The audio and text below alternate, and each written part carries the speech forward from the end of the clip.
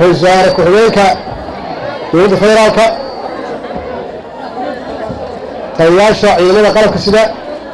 قدوميها قبلك بنادر أهنا دوق المقالة قدوميها دقمدا ورث النبضة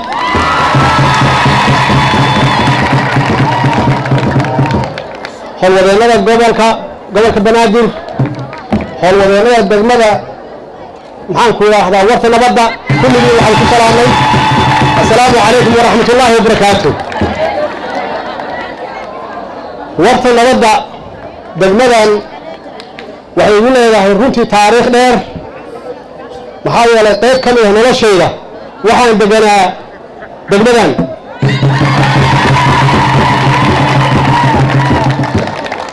xaafadda laba dhagax ma taqaanaan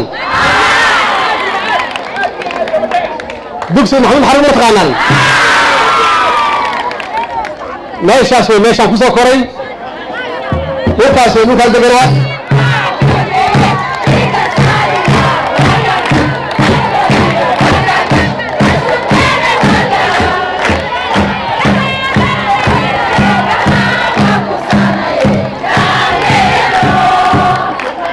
degmadan waa inaan jirnay riwaayadahan ku fiirsan jirnay ciyaarta basketballka iyo volleyballka ku ciyaari jirnay bacdama markaas aan yaryarayn waxay la tahay hadda darbiyada ay la gagaaban yihiin waagaas waa la dheeraayeen meeshaana meel aad u weyn iyo ahaan jirtay maasha allah inaan ku soo noqono ilaaha mahad iska leh oo suurtageliyay maanta inaan halkan isugu imaanno oo runtii aan xasuusiyo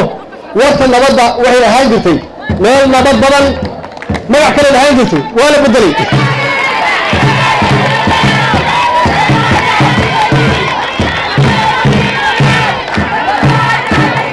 way ahaan jirtay meel nabad badan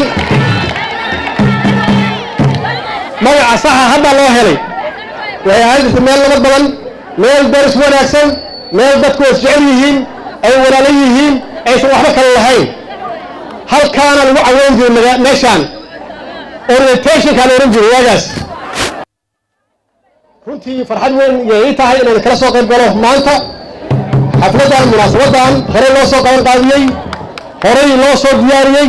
inaan maanta kala soo qayb galo aad iyo aad ugu faraxsanahay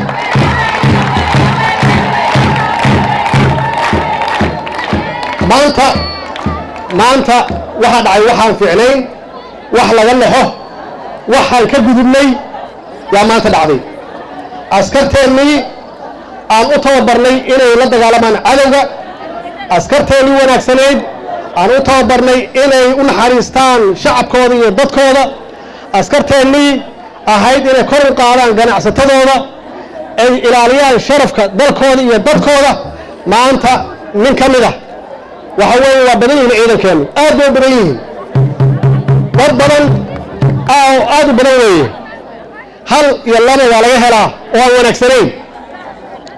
laakiin boqolkiiba 99 ciidamadeennu dhufayskay ku jiraan dagaalkay ku jiraan dhaxantay taagan yihiin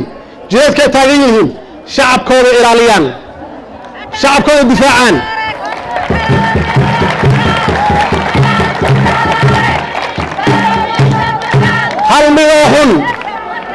hal midoo xun badda ma qurmiyo hal malaay xun badda ma wada qurmiyo allah u naxariisto labadii wiil maanta naga dhintay oo gacanteenni ku baxay oo ay ahayd inaan difaacno oo aan ilaalin noloshooda ilaaha nolol ilaaliyeen waxaan u tacsiyeynayaa eheladoodii iyo caa'iladoodii iyo faamilkoodii yaan u tacsiyeynayaa ilaahay iyagana jannadiisii iyo naxariistiisii ilaahay ha siiyo laakiin hal mid in la xaqiijiyaa loo baahan yahay wax kastoo dhaca dowlad baa leedihiin dowlad yaa doorateen annagu maxoog baan ku nimid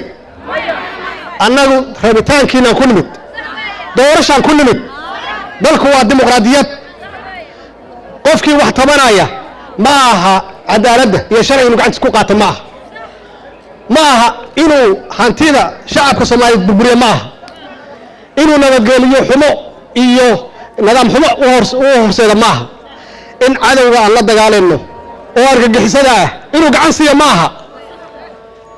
annagu hal cadow aan leenahay oo maalin walba shacabkeenna laaya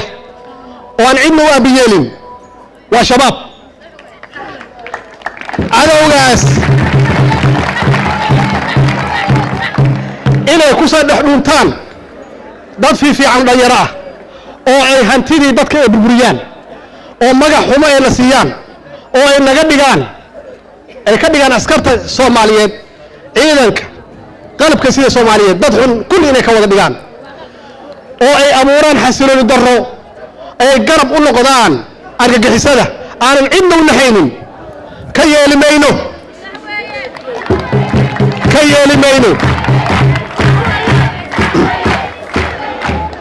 ninkii ciidana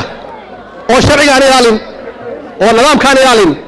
oo aan ilaalin xuquuqda shacabka maxaan ku raahdaa loo sameeyay aan ilaalin sharcigu hortagi wuxuu shaqaystuuna leeyahay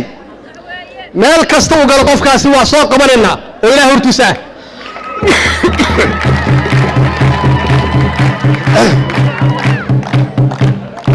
meel ku dhinto heli maayo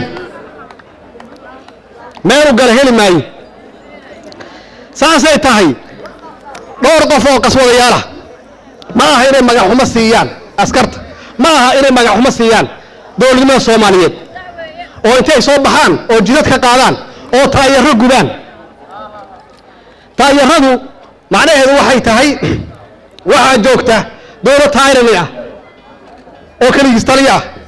annagu manin kaliis taliya banin rabitaankiina ku nimid markaan imaanayna saad noo soo dhaweysay waa ogeedeen markii nala doorteen waana taageerteen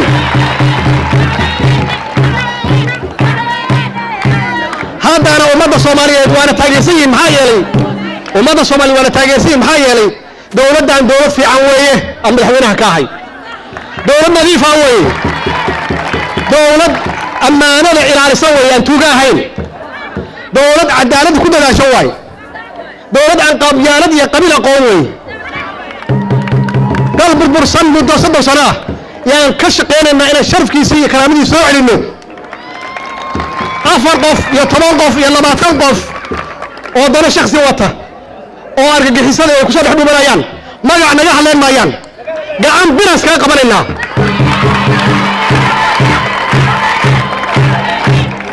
ha u dulqaadanina hana yeelina ilaa ku soo dhaxduunto cadawga waa la dagaalanaa bannaanka ciidamada qalabka sida ay kula dagaalamayaan goobo iyo aagaan ka qabsanay waana siyaariyeena waana ku daba jirnaa ma aha intay la soo dhawamaraan oo dadka isku dhaxqariyaan oo ay ka faa'iideystaan arrintan oo kale ma yeelano dowladnimada dib loo dhigo ma yeelano dowladnimada dib loo celiyo waxaan u soo marnay dhibaato badan waxaan u soo marnay maxaan ku raahdaa dhibaatooyin aad far badan waa u soo marnay hadda aan cagta aan saarnay wadadii inay naga leexiyaan ma yeelaysaan ma ogolaanaysaan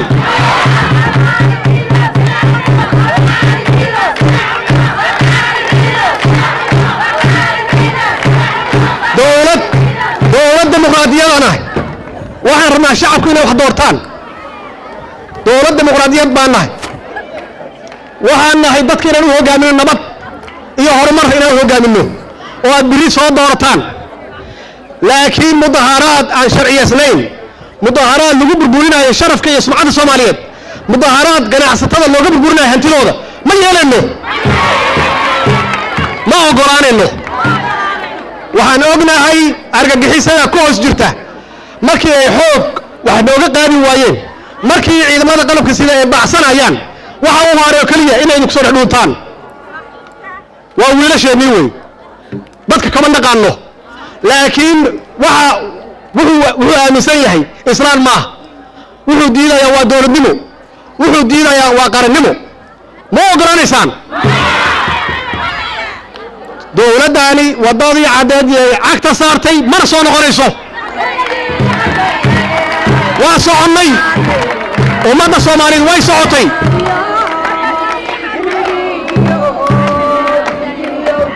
horaan soconaynaa ma maqlaysaan horaan soconaynaa ummaddeena iyo shacabkeena u adeegaynaa nabad baanu keenaynaa nolol yaanu keenaynaa shaqooyin yaanu abuuraynaa sharafkeeda iyo karaamadeeda soo celinaynaa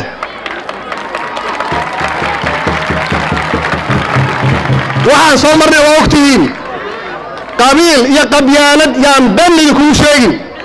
dalleeyaysan been idinkugu sheegin waddankan burburkiisa waa arkaysaan burburkan wuxuu la soo gaaray oo Soomaaliya maanta meesha ay tala dhigay waa dallay siyaasadeed waa dad qabiilistayaal ah oo qabiil ku shaqaysta ma yeelaysaan imisa maanta qabiil looga dhimatay imisa qabiil Soomaali ku dhimatay maanta oo dhulka hoostiisa ku jira yaa magacyadooda yaqaana hooyadii gablanta kaliya taqaana bas waa lagu soo mooday annagu ma ogolaanayno wiilal Soomaaliyeed dhalinyaro ah gabdho Soomaaliyeed in noloshooda lagu ciyaaro mustaqbalkooda lagu ciyaaro waqti intuu naga lumi karo waa naga lumay mana ogolaanayno cid ku ciyaarta mustaqbalka ummadeenna iyo dadkeena dhalinyaradeena waxaan idin ballan qaadaynaa oo Ilaahay hortiisa ciddii isku dayda inay hor istaagto qarnimada Soomaaliyeed dowladnimada Soomaaliyeed sharafka Soomaaliyeed wallahi gacan adag aan ku qabanaynaa wallahi baa idinku dhaartay ciduu raba ha ahaado waxaa ballan nagu ah oo Ilaahay inaan dowladnimadeena iyo dalkeena ula tartamo caalamka wuxuuna kula tartami karaa hal arrin oo kaliya idinkoo dowladdiina taageera ma taageeraysaan dowladdiina ma istaageeraysaan idinka horumarkii ma taageeraysaan nabad iyo nolol ma taageeraysaan wasalaamu calaykum waraxmatullahi wabarakaatuh